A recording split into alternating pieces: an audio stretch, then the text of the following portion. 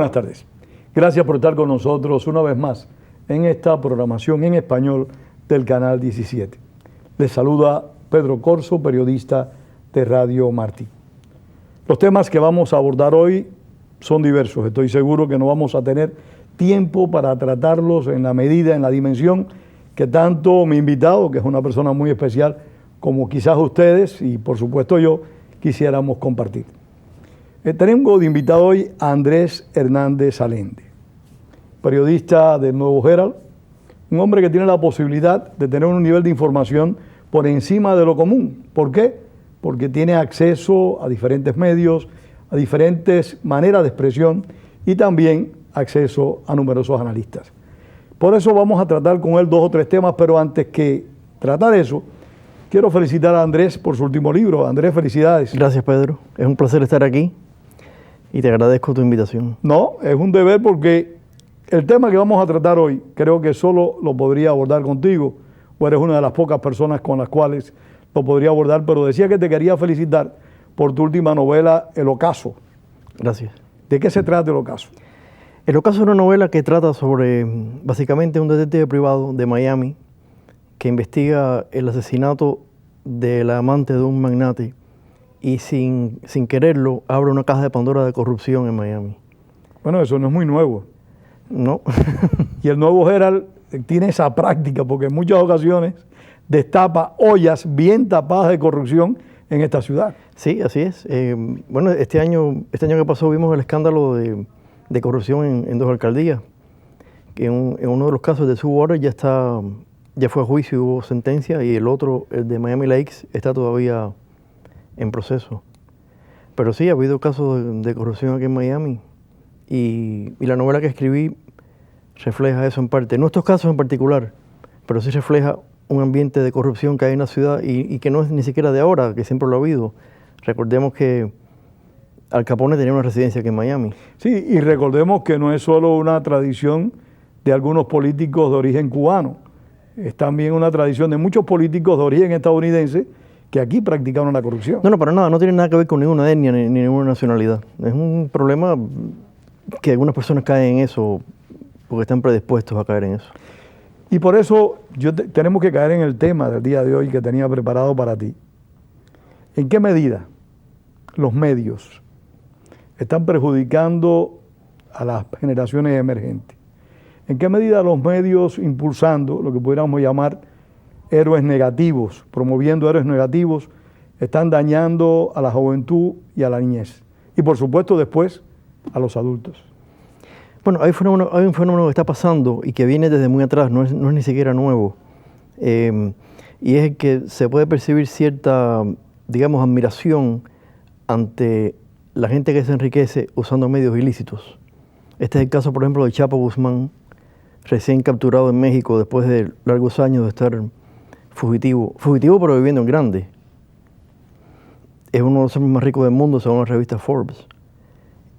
Y este señor, después de su captura, ha generado en México no una ola, pero bueno, una gran cantidad de manifestaciones a favor de que lo liberen. Eso es algo insólito. Pero no solo en México, aquí hay canales de televisión que avergüenzan a veces ver el espacio que le dedican a un delincuente y la forma en cómo tratan la noticia. Los otros días vi que estaban entrevistando a un pastor, a un sacerdote, y el hombre llegó a decir que el Chapo Guzmán era una buena persona. Entonces, en ningún momento la periodista le dijo, pero este hombre era narcotraficante, culpable de asesinatos, culpable de crímenes horrendos, culpable de desmoralizar a un sector de la juventud. La periodista en ningún momento le planteó eso. Fue una conversación llana como entre amigos. Es lo que te digo, hay una admiración hacia esos personajes, aunque hayan hecho fortuna por medios ilícitos. Lo mismo pasó con el caso de Pablo Escobar, que incluso todavía es venerado por mucha gente en Colombia. ¿Por qué? Porque bueno, del inmenso caudal, de la inmensa fortuna que sacó del narcotráfico, de envenenar a la gente con los productos con los que traficaba, pues dedicaba una ínfima parte a hacerles unas casas a unos vecinos, a ayudar a un pariente. Entonces eso simplemente lo convierte a los ojos de mucha gente en un benefactor, sin tener en cuenta que en realidad es un peligroso delincuente. Yo recuerdo, y por supuesto con dificultad porque hace muchos años, de cuando estábamos en la primaria, la educación nuestra se centraba en los héroes de la patria, en hombres de valores morales sólidos y de hombres comprometidos con determinados ideales. Me refiero en el caso cubano. Otras personas de otros países podrán mencionar otros héroes. En Venezuela podrán mencionar a Simón Bolívar, en Argentina a San Martín, en Colombia a Santander, pero en Cuba nos remitimos a José Martí, Antonio Maceo, Máximo Gómez. Cuando fuimos creciendo, y vuelvo a Cuba de nuevo, sin hacer un programa de la isla, vuelvo a Cuba de nuevo, nuestros héroes fueron personalidades de los cómics, Superman, Batman, pero eran héroes positivos. O sea, era ficción, pero eran héroes que se preocupaban por producir el bien. Ahora los héroes lo que hacen es el mal. Sí, bueno, lo que pasa es que hay un fenómeno mundial, ni siquiera se limita a los Estados Unidos, donde a pesar de que la niñez se le educa poniendo modelos positivos, algo pasa después cuando uno crece que se fija en lo otro, y es que hay un fenómeno mundial de materialismo, hay un fenómeno de mucha codicia, y todo, la publicidad, todo conspira, los medios conspiran para que la gente esté buscando el bien material, la recompensa material, en vez de otras cosas que también forman parte de la humanidad, de la gratificación del trabajo que uno hace, de las cosas que uno desea, que no sencillamente tienen que ser materiales, pero sí, muchas veces es así. Ahora mismo hay una serie en un canal de televisión sobre un personaje que creo que le llaman la Viuda Negra. Sí. Esta señora que vivió en Miami, creo que estuvo encarcelada aquí en Miami. Narcotraficante, sí. Por narcotráfico, era una mujer fea, no era una mujer atractiva. Entonces han buscado para representar a esa señora que fue asesinada hace unos 2 años en Medellín, han buscado una mujer muy atractiva para representarla. Los ponen como víctimas, o sea, la presentan como que la violaron, la presentan como que se metió en el narcotráfico para ayudar a su familia y para vengarse de las opresiones que había sufrido. O sea, es como que tratan de mostrar un individuo que se descarría por cuestiones sociales. O sea, la culpable es la sociedad. Una doña Bárbara de nuestra época. Sí, señor. Lo que pasa es que los medios buscan personajes como ese, larger than life, que sean descomunales, que sean personajes inmensos, para vender, porque de lo que se trata es de vender. Si tú presentas a una persona común, los logros cotidianos que hace no va a tener tanto interés como si presentas a alguien enorme, como Pablo Escobar, como el Chapo Guzmán. Pero ¿hasta qué punto eso nos va desnaturalizando y le hace daño a tus hijos, a mis nietos? ¿Hasta qué punto? De hecho, eso ya ha causado daños porque mucha gente, sobre todo la gente de menos recursos, se inclinan o caen en la tentación de poder ser como esa gente para tener los bienes materiales que esa gente han disfrutado o que disfrutan. Y eso pasa en lugares donde hay mucho narcotráfico, como en Colombia, como en México. Es una situación y aquí también, lamentable. Y aquí en Estados Unidos también. Y aquí también. Aquí también. Aquí también. Porque aquí hemos visto, todavía no hemos visto que hayan convertido en héroe en una novela a un narcotraficante, pero sí hemos visto que casi han convertido en películas en héroes a terroristas, a hombres que practican la violencia extrema. No, pero incluso no creas, sí lo hay, porque en televisión hay algunas series, hay una hora es un profesor que tiene cáncer terminal y para dejarle un dinero a su familia se pone a fabricar metanfetamina. Sí. Y o sea que eso ya incluso justifican, no lo presentan como un héroe, como alguien positivo, pero sí, por esa pero preocupado de la familia. Exacto. Destruyes a la sociedad, pero tú salvas a tu familia. Exacto. O sea, un egoísmo que realmente no redunda en beneficio de la Acuérdate sociedad. que Don Corleone, en El Padrino, era un hombre de familia. Incluso uno iba a identificarse hasta con él. Uno no desea que le hagan daño. Sí, muy cierto, tienes razón. Claro. Ahí está la habilidad del director, del productor, que te va desviando a ti del sentido moral. Claro. Y te conduce a disculpar. Lo que pasa es que actualmente los narcotraficantes se están convirtiendo en lo que fueron los piratas. Los piratas del Caribe fueron grandes depredadores en el siglo XVII, en XVI y XVII. Fueron grandes depredadores que cometían los peores crímenes. Sin embargo, con el tiempo, los escritores, después del cine, los convirtieron en héroes. Buen ejemplo. Excelente ejemplo. Y está pasando eso mismo ahora. Eso es una gran verdad y está sucediendo con mucha frecuencia. Está sucediendo. Ahora, hay un aspecto que para mí es clave en todo esto. Y tú lo apuntabas ahorita, la codicia. Pero hay otra cosa tan importante como la codicia, que este es un aspecto positivo, hasta donde hay que debatir el punto de la libertad de expresión, de la libertad de creación, cuando esa libertad de creación y de expresión puede dañar a la sociedad en su conjunto? Esa es una pregunta difícil porque yo como periodista y como escritor soy partidario de la libertad de expresión sin cortapisas. Yo creo que es un fenómeno de nuestro tiempo y que si alguien escribe eso, bueno, pues se debe dejar que lo escriba, que se publique, porque mientras no difame, mientras no ofenda a nadie, pero sí hay que tener en cuenta que toda obra literaria o periodística tiene un impacto moral, tiene un efecto en la moral de la gente, de una manera o de otra. Y yo pienso que tanto el periodista como el escritor deben tener cuidado en eso y ver el mensaje que están transmitiendo. Y que en realidad las grandes obras literarias que ha producido la humanidad reflejan siempre esa lucha que parece que es eterna entre el bien y el mal. Y siempre es la obra literaria que ha perdurado es en la que triunfa el bien, o por lo menos la que expone lo que es el bien y denuncia el mal. Yo estoy de acuerdo contigo, la libertad debe ser restricta, sin limitaciones. Debe ser el creador el que debe... Pero el creador debe tener una responsabilidad. Sí. Pero parece que los creadores están perdiendo esa responsabilidad. Hay un grupo de intérpretes, de cantantes, que interpretan canciones donde se elogian a los narcotraficantes.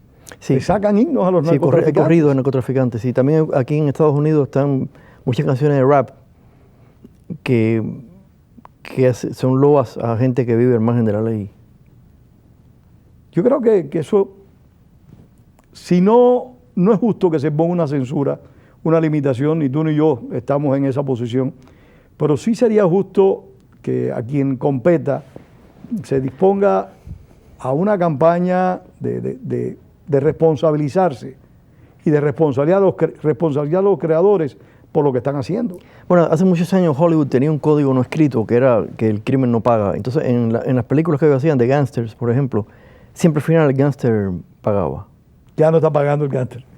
Actualmente muchas veces no, en realidad no. Sí, señor. Se va con la suya. A esta película que se van con el dinero, así de simple. Sí. O si no te dejan un final abierto donde realmente el delincuente, tú puedes pensar lo que tú quieras. Ya está. Muy interesante. De verdad que el mundo, como decía un gran amigo mío, como dice todavía, aunque está muy enfermo, Francisco Lorenzo, él decía, Pedro, el mundo está colorado. Colorado. Colorado, sí. Y él te decía colorado, en el sentido de que las cosas se están poniendo muy feas. Sí, bueno, hay mucho materialismo, mucha codicia, como tú decías. Y no sé, vamos en esa dirección, no sé qué pasará más adelante, ya veremos. Bueno, vamos a ver qué se puede explorar en esta ciudad y en este mundo en relación a esa codicia, en relación a la corrupción. De todas formas, yo pienso que los creadores, tanto la prensa, los periodistas como los escritores, tienen el deber de denunciar lo que ellos consideren que está mal o lo que la gente piensa que está mal.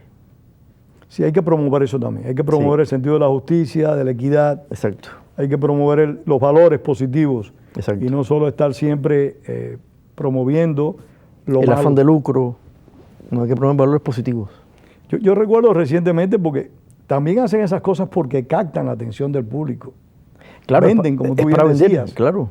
Entrampan a la gente en una serie de Pablo Escobar o de esta señora... La Viuda Negra. La Viuda Negra, te entrampan, tú la quieres ver y tú te estás convirtiendo en un consumidor. Pero ya nosotros estamos formados, lo bueno y lo malo que hemos hecho, ya está hecho. Pero los hijos nuestros, los nietos nuestros, al ver lo que nosotros estamos viendo, pueden considerar que nosotros entendemos que eso está bien hecho. Claro, yo lo que pienso es que eso se puede combatir con una educación sólida. Y de eso la educación debe responsabilizarse con eso, de formar valores desde la infancia positivos. Cosa que la persona, cuando crezca, pueda diferenciar entre lo que es bueno y es malo y decir, bueno, sí, está muy interesante esta película del Padrino, pero a fin de cuentas era un gángster. Y Andrés, en alguna medida, como periodista, como informador, como un hombre libre, ¿no ves tú que los medios deberían establecer ciertas programaciones para determinados horarios? O sea, hay programas que uno ve en la televisión a las 7 de la noche, donde se aprecian cada espectáculo, que es la hora en que los niños están comiendo, es la hora en que los niños están haciendo sus tareas. Y si los padres están viendo eso, los niños los pueden estar viendo también. Sí, bueno, pero eso es una forma muy fácil de controlarlo, apagando el televisor, cambiando de canal. Ese es el compromiso de nosotros los padres. Claro.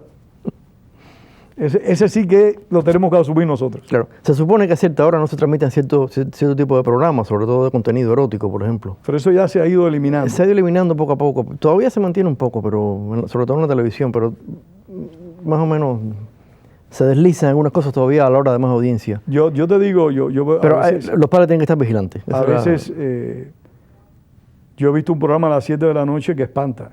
Sí. Realmente es una cosa horrenda. Aún para nosotros los adultos, que ya tenemos un montón de años sobre las espaldas, ahí se ven escenas, y más que escenas, situaciones o dramas que superan la imaginación. A veces uno llega a pensar que pueden ser creaciones literarias, porque humanamente son difíciles de presentarse esas situaciones.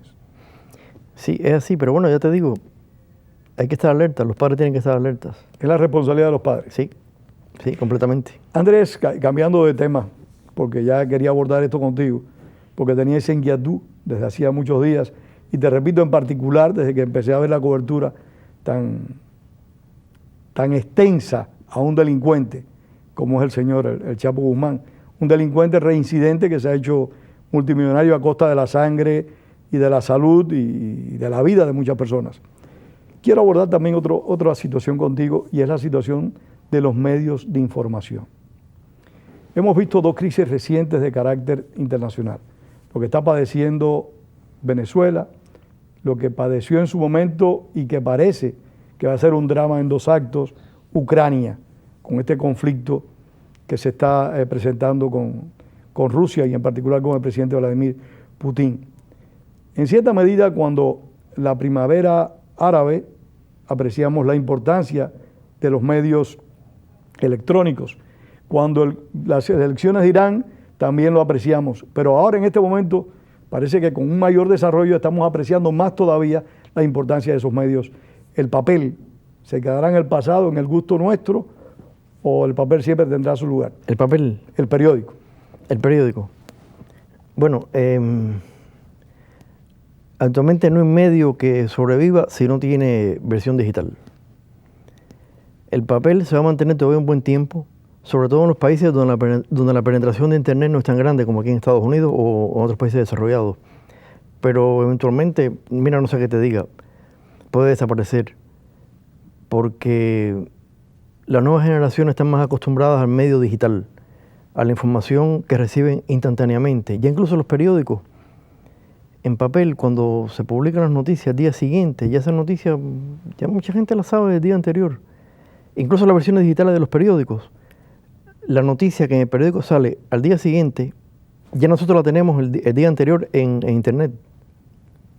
La noticia que sale como mañana de cosas viernes, sí. Viernes 7 de marzo, que incluso está fechado así, ya nosotros la estamos poniendo hoy. Porque la explosión de los medios ha sido de tal envergadura, de tal magnitud, que no podemos quedarnos atrás esperando al día siguiente para la noticia. No, y si hay algo que pone la noticia no vieja, sino anciana, es el Twitter. Exacto. Entonces, hombre, aunque no es confiable, mucha gente quiere atribuirle a esos mecanismos electrónicos una confiabilidad absoluta. A la gente no se le debe olvidar que pueden ser manipulados y que personas irresponsables pueden poner en un Twitter, al igual que en una página web, cualquier disparate. Claro, pero mira, el papel se va a mantener un tiempo todavía. Todavía no estamos preparados para eliminarlo por completo, pero sí va a irse reduciendo paulatinamente. Va a subsistir en otros medios, por ejemplo en el libro, por ciertas características como el libro dura más, tiene un valor no solo literario, sino también decorativo. Y de una información permanente también. Exacto, por eso porque dura más, puedes guardarlo, puedes conservarlo. El periódico no, el periódico lo desechan en el día. Y las generaciones más jóvenes están muy habituadas a la pantalla. A mí me han dicho, gente joven, que el periódico es cosa de viejos. Así me lo han dicho. Digo, bueno. Tenemos que defender el periódico. Pero lo de los libros también a mí me trae, y en este caso ambos hemos escrito más de un libro, me atrae también, me preocupa la sobrevivencia del libro. Y en estos días, o hace unas semanas, tuvo lugar una conferencia aquí en Miami donde se preguntaban cuál es el futuro de las bibliotecas. Y el problema es que no puede haber bibliotecas si no hay libros. Bueno, lo que pasa actualmente es que los libros ya se hacen en dos versiones, igual que los periódicos. Sí. En papel y digital. Incluso muchos digital nada más. Es también más económico. Es mucho más económico. Amazon, por ejemplo, ya vende más libros, desde hace como 2 años, vende más libros digitales que en papel. Y es mucho más económico. Cualquiera puede publicar y el cliente, el comprador, va a ser el que determina la calidad del producto. No va a tener que estar esperando por una editorial que le diga si lo va a publicar o que no se lo publica por determinada razón, sino que va a poder hacerlo de una manera mucho más económica y que va a llegar a mucha más gente. A mí lo que me parece es, en el caso del libro, de que hay libros que son insustituibles, o mejor dicho, hay temas en libros que son insustituibles. Porque por muy cómodo que sea buscar un archivo en la internet, en Wikipedia o cualquier otra página especializada, a mí, por ejemplo, no me rinde tanta confianza encontrar una información sobre algo que yo estoy investigando en una página web que buscar un autor conocido, buscar el libro de ese autor y tomar de ahí la información. Claro, lo que pasa es que el libro de ese autor conocido ya está en internet también, muy probablemente, y lo vas a encontrar ahí. Uno tiene que saber discernir en internet lo que es válido y lo que no lo es. Y esa es una labor que los periodistas enfrentamos a diario. Pero hay cosas que prácticamente ya están escritas en manuales. Por ejemplo, Wikipedia no. Aunque en realidad, según mi experiencia, Wikipedia es bastante precisa, es bastante exacta. La gente se toma su tiempo para... Los que ponen cosas ahí se toman su tiempo para... No, y ellos tienen editores que verifican también las informaciones. Exacto, pero de todas formas, la prensa, los medios no usan Wikipedia como fuente de información. Acudimos a las agencias de cable y a sitios web reconocidos de otras publicaciones, por ejemplo. Pero si uno como lector, como siempre lector, entra en internet y quiere buscar información sobre algo, sí puede ir a sitios de publicaciones ya reconocidas, que ya tienen vida. Por ejemplo, los sitios web de los periódicos, de las revistas. Sí, que tienen un nombre que cuidar, que proteger. De la televisión. Tú sabes que la información que está ahí ya ha sido filtrada por varios editores, está confirmada. No, y escritores o investigadores que tienen prestigio, que son conocidos. Exacto. O sea, no tomarlo de cualquier persona, no tomarlo de cualquier página, porque ahí puede estar el error. Exacto.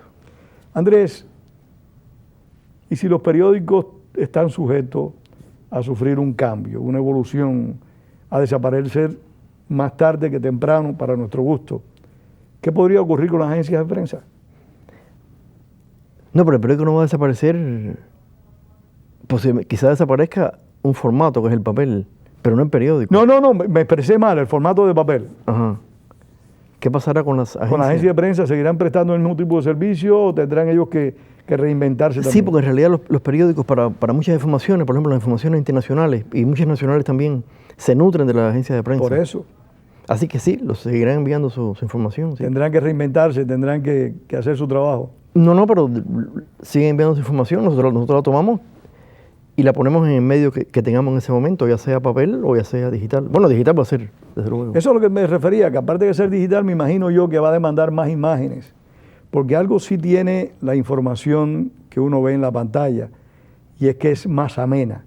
Tiene más imágenes, en ocasiones la encuentras con video, exacto, la ves con color, o sea, es mucho menos áspero. Tiene unos hyperlinks que puedes saltar a otra información relacionada con esa para buscar algo, no sé. Yo recuerdo un periódico, tal vez tú no te acuerdes, que había en Cuba, que se llamaba El Diario de la Marina, tal vez tú no lo recuerdes. Sí, yo lo recuerdo. Que traía unos artículos inmensamente largos. O sea, artículos de 1.300, 1.400 palabras, que hoy en día son prácticamente un libro, porque tú ves personas que publican un libro de 50 páginas. Eso ha ido reduciendo también en todos los aspectos, o sea, los artículos de opinión, los artículos de análisis, las investigaciones. Sí, bueno, en papel tiene una limitación, claro, de espacio. Tiene que ser breve, como es el diseño de la publicación, del periódico en este caso. En internet sí hay cabida para un artículo de 3.000 palabras. El problema está en si la gente lo va a leer o no. Sí. Porque ese es el problema. La internet te crea una inmediatez que muchas veces tú no te habitúas a la lectura larga, sino a ir saltando de informaciones breves a otras informaciones breves. Por ejemplo, Twitter, que es el reino de la brevedad. Sí, y de la síntesis. Exacto. Entonces hay que ver qué pasa con eso. Sin embargo, fíjate, el libro, que es una obra larga, por supuesto, sí se sigue leyendo. No, sí se sigue leyendo. Sí se sigue leyendo. Pero algunos plantean, hemos hablado de televisión, hemos hablado de radio, de la prensa escrita y de la prensa digital, de la internet, pero de la radio no hemos conversado. ¿Cómo tú ves la radio? Yo no tengo muy poca experiencia en la radio, francamente. ¿Tienes poca experiencia en la radio? Sí, pero no, me parece que la radio sigue, y además la radio también se ha incorporado a la web. La radio también, en una ciudad como Miami, es muy fácil que la radio prospere, porque la gente se pasa 1 o 2 horas diarias en un automóvil y pueden oír la radio sin ningún problema. A eso me refería. Yo creo que la radio nunca va a desaparecer y evolucionará, sin duda alguna, como todas las cosas, pero tiene más posibilidades de permanecer en el gusto general de una población. Sí. ¿Por qué? Porque es omnipresente. Tú con solo tener un aparato de radio al lado tienes acceso a una cantidad de medios informativos muy grande. Sí, no, la radio permanece. Sí, la radio sí. Es algo que tú oyes, tú lo pones y oyes mientras haces otras cosas. Sí, la radio tiene una gran ventaja. A mí me encanta la radio. Limpiar la casa, bueno, puedes limpiar la casa. Sí. O manejar hasta donde sea, sin ningún problema. Sí. Eso realmente es así. ¿Qué proyecto tienes, que se nos está acabando el tiempo ahora para próximamente? ¿Qué proyecto tengo? ¿Literario? ¿Literario? Bueno, pues estoy escribiendo la segunda parte del Ocaso. Que es el mismo detective que se quedó abierto el Ocaso entonces. Sí. Como las películas de Hollywood ahora. Sí. Escribí también un cuento del mismo detective que se llama Una noche como otra cualquiera, que me lo pidió el director de la revista Suburbano, que es una revista, no sé si la conoces, de Miami. Es solo en internet, es buenísima. Ah, pues mira. Muy cultural, llena de escritores, buscan escritores de Miami, sobre todo. Y entonces ellos hacen todos los años una antología de cuentos de la revista Suburbano, que se va a presentar este año el 18 de abril en Books and Books, en Coral Gables. Bueno, trataremos de estar allí. Y entonces mi cuento va a estar ahí. Me lo pidió que escribiera un cuento y a mí se me ocurrió escribir un cuento del detective. Pero estás haciendo, porque se acabó el tiempo, la segunda parte del Ocaso. La segunda parte del Ocaso. Bueno, tendremos que leer el Ocaso, que te agradezco mucho que me lo hayas traído. Yo te debo el último libro mío. No lo debes. Antes que todo, las gracias a ustedes por haber estado con nosotros esta tarde. Les invitamos a estar la semana entrante. Gracias a mi amigo Andrés Hernández. Gracias a ti, Pedro, por estar aquí. Y recuerden, como decía el apóstol José Martí, la palabra es para decir la verdad, no para encubrirla. Tengan todos muy buenas tardes.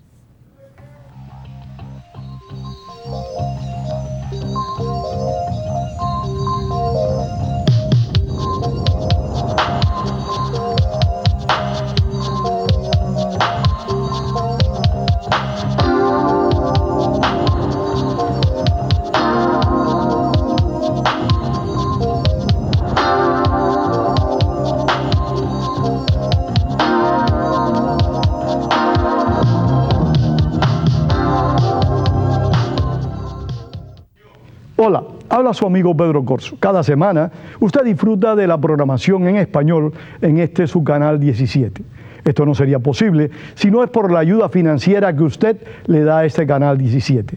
Envíe a este canal hoy P.O. Box 12500 Miami, Florida 33101. También se puede hacer en nuestro sitio web en wlrn.org. Muchísimas gracias. Yo no puedo donar mucho. ¿Qué diferencia hiciera mi donación? Mi donación nada más sería una gota en un cubo. No creo que ellos necesiten mi pequeña contribución. No es mucho, pero es lo que puedo donar. Yo puedo dar un poquito. Yo puedo dar un poquito. Yo puedo dar un poquito. A lo mejor pueda ayudar. A lo mejor puede ayudar. A lo mejor puede ayudar. Si va a ayudar, mira lo que un par de gotas hace. Haga su parte. Vaya a wlrn.org y agregue su donación. Estar conectado al Internet es importante. Estar conectado le ayuda a aprender. Estar conectado puede ayudar a conseguir un trabajo. Estar conectado puede ahorrar dinero. Estar conectado mantiene su participación. La Escuela Pública del Condado de Miami-Dade le insta para conectarse.